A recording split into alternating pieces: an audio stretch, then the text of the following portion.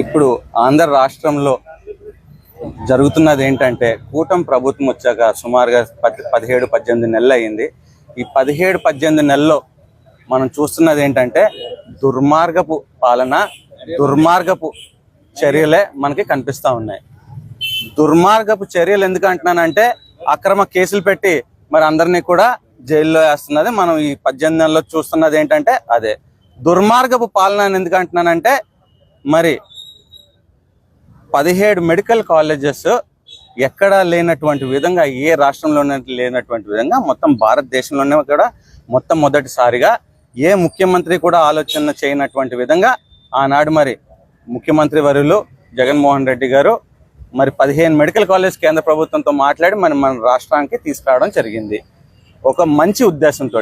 Covid మహమ్మారి మనల్ని 2 సంవత్సరాలు వేధించింది. ఆ టైంలో మనకి ఏ రకంగా హెల్త్ సెక్టర్లో గ్యాప్స్ ఉన్నాయి అన్నది మనందరికీ తెలిసిందే. సో మనం ఆ టైంలో ప్రైవేట్